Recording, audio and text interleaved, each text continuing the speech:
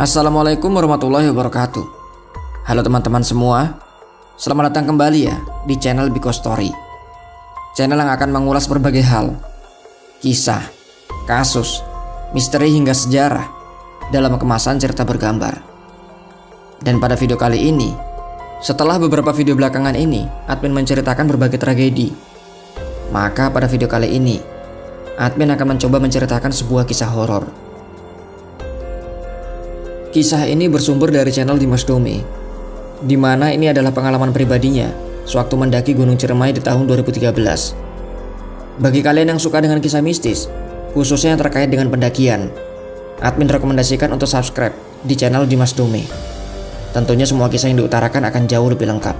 Silahkan juga kalian follow Instagramnya, yang semua linknya admin cantumkan dalam kolom deskripsi. Hari itu hari Minggu sore, tepatnya adalah pukul 5. Dimas mendapat telepon dari temannya Indra. Indra meminta tolong agar Dimas mengantarkan rombongan pendakian. Sebenarnya yang harus mengantar kala itu adalah Indra. Namun rupanya kakinya terkilir sepulangnya dari minimarket. Indra meminta Dimas untuk ke base camp besok pagi. Mereka akan menunggu di sana. Dan rupanya rombongan itu terdiri dari 4 orang, yang semuanya adalah cewek berhijab. Dimas pun mengiyakan permintaan tersebut. Malam itu Dimas langsung mempersiapkan semua peralatan yang dibutuhkan. Dan disinilah ia keliru dalam melakukan perhitungan. Karena rombongan itu adalah cewek, biasanya masalah logistik sudah terjamin. Sehingga malam itu yang dipersiapkan hanyalah 2 bungkus mie instan, 2 botol air ukuran 1,5 liter, 2 batang coklat, dan juga 3 bungkus roti. Persediaan seperti itu tentunya hanya akan cukup untuk dirinya sendiri. Dan keesokan paginya, yaitu sekitar pukul 7, ia langsung bergegas ke base camp dan kemudian sampai di pukul 7.30. Sesampainya di base camp, rupanya ada miss call dari Indra sampai dengan 10 kali. Namun dirinya tidak bisa menelpon balik karena sinyal di daerah tersebut tidak ada. Ya sudahlah, Dimas langsung bergegas ke pos registrasi, di mana ia mengenal semua petugas di pos itu. Dan yang paling dekat dengan dirinya, namanya adalah Mang Adang. "Mang, lihat 4 orang pendaki perempuan gak?" Dimas bertanya dalam bahasa Sunda. "Perasaan dari tadi gak ada tuh." "Masa sih, Mang? Ya udah, saya ke atas dulu, Mang. Mungkin aja mereka ada di atas sana." Dimas pun pamit dan langsung naik ke atas. Dan tak berselang lama, ia langsung bertemu dengan 4 perempuan berhijab, lengkap dengan cadar dan juga pakaian yang serba hitam. "Maaf mbak, mbak dari komunitas ya yang minta diantar sama Indra?" Salah satu dari perempuan itu kemudian mengangguk. Dimas kemudian menjelaskan bahwa Indra jatuh dari motor dan kakinya terkilir, dan ia akan menggantikan Indra untuk mengantarkan mereka ke puncak. Maka di jam 10 pagi itu mereka pun akhirnya mulai start mendaki. Sambil terus berjalan, Dimas merasa ada yang aneh dengan mereka. Cewek-cewek itu satu komunitas. Namun anehnya selama berjalan, mereka semua tidak saling bicara. Mereka diam satu sama lain dan juga berjalan dengan sangat pelan. Dan sekitar jam 11, mereka sampai di pos 1 Arban. Terlihat ada beberapa orang pendaki yang sedang beristirahat. Para pendaki itu menatap ke arah mereka dengan pandangan yang aneh. Namun di sini Dimas tidak mempedulikannya. Mungkin saja pendaki itu agak aneh melihat rombongan ini, yaitu perempuan dengan cadar dan juga pakaian yang serba hitam. Sambil beristirahat, Dimas mencoba membuka pembicaraan. "Mbak, sebelumnya sudah pernah mendaki Ciremai?" "Sudah, Kang. Kami sudah cukup sering mendaki gunung, terutama yang ada di tanah Sunda." "Wah, berarti mereka ini perempuan tangguh," Dimas berkata dalam hatinya.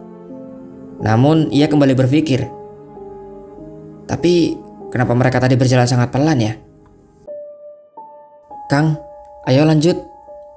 Mereka mengajak kembali lanjut berjalan. "Mbaknya gak minum dulu?" "Tenang aja mbak, masih pagi kok." "Gak usah Kang." "Oh iya Kang, biarkan kami yang jalan di depan ya. Akang di belakang aja.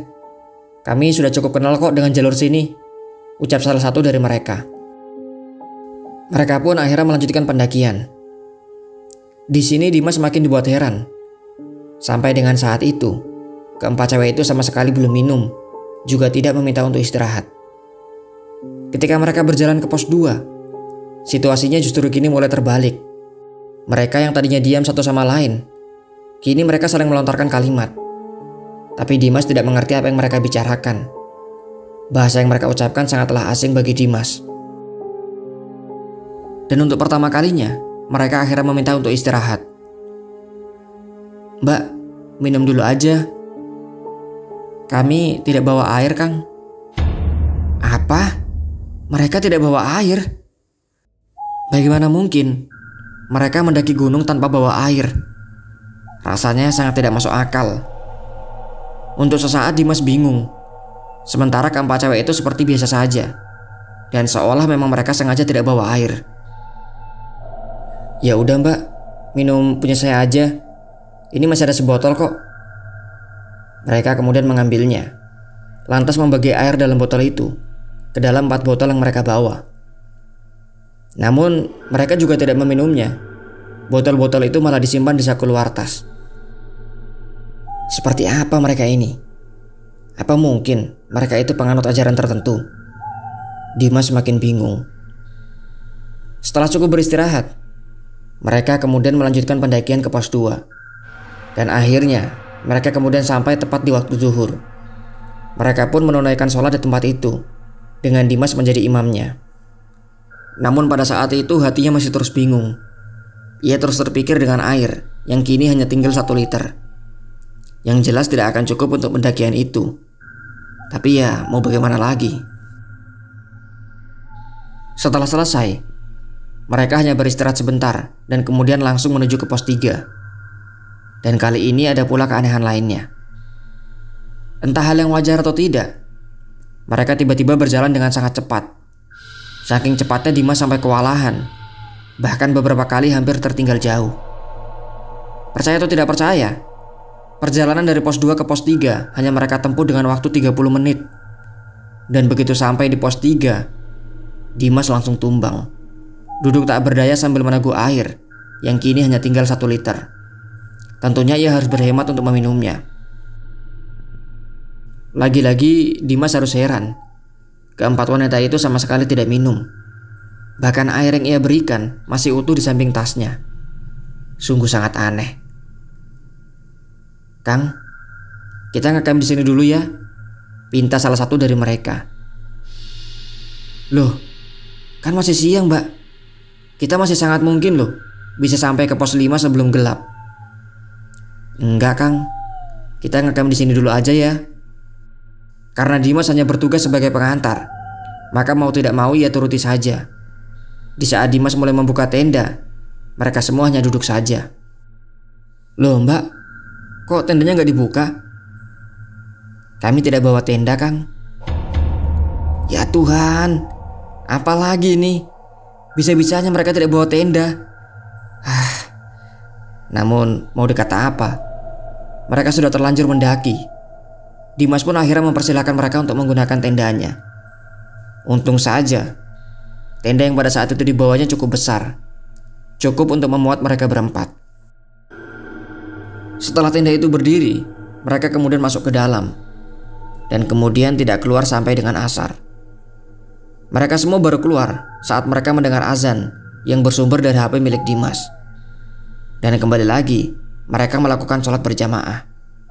Namun setelahnya mereka berempat kembali masuk ke dalam tenda. Sementara Dimas, kini ia sibuk mencari kayu yang nantinya akan digunakan untuk membuat api. Dan di saat mencari kayu itulah, ada 2 orang pendaki yang saat itu sedang turun. Dan ternyata itu adalah Vian dan Doni. Mereka kebetulan adalah teman dari Dimas. Dimas, lu sama siapa?" "Gua lagi nganterin cewek-cewek nih, komunitas pendaki berhijab." "Walah, cewek semua tuh berarti. Mana? Kenalin dong sama gua." "Hehehe. Mereka di tenda dari habis asar. Dari tadi gak keluar-keluar tuh." Kalian bawa air lebih gak?" "Ada nih, ambil aja. Lagian kita mau turun kok." "Wah, makasih ya Don. Eh, di atas sana masih ada pendaki lain gak? Ada, sekitar 15 orang lah. Mereka udah ngecamp tuh di pos 5. Kalau yang mau turun mah gak ada, cuma kita aja. Ya udah ya, kita lanjut dulu. Udah mau dekat maghrib nih. Mereka pun berpamitan kepada Dimas. Singkat cerita, akhirnya waktu sudah masuk maghrib. Dan kembali, para cewek itu keluar untuk kembali mengajak sholat. Setelah selesai, mereka kemudian membuka ranselnya. Dimas sebenarnya sangat penasaran dengan apa isinya. Soalnya mereka tidak membawa air, mereka juga tidak membawa tenda. Dan isinya, rupanya adalah bahan makanan mentah. Beras, sayuran, daging, tempe, telur, dan lain sebagainya. Kali ini dengan sigap mereka langsung memasak. Dan akhirnya setelah isya, masakan itu sudah siap saji. Dan ketika Dimas memakan masakan itu, luar biasa. Makanan yang mereka masak sangat enak. Dimas makan dengan lahap, dan ia merasa bahwa ini adalah masakan paling enak yang pernah ia makan. Dan selesai makan bersama, mereka kemudian kembali lagi masuk ke dalam tenda. Sementara Dimas duduk di depan api unggun sambil menghisap rokok dan juga menikmati secangkir kopi.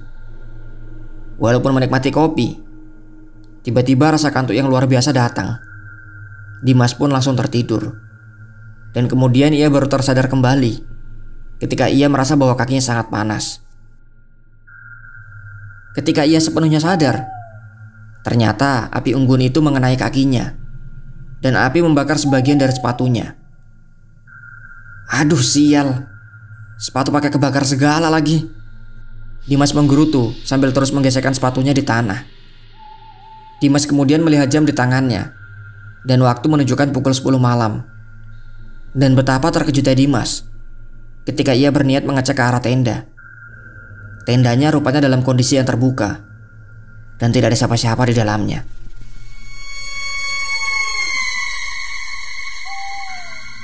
Lah, ini mereka pada kemana?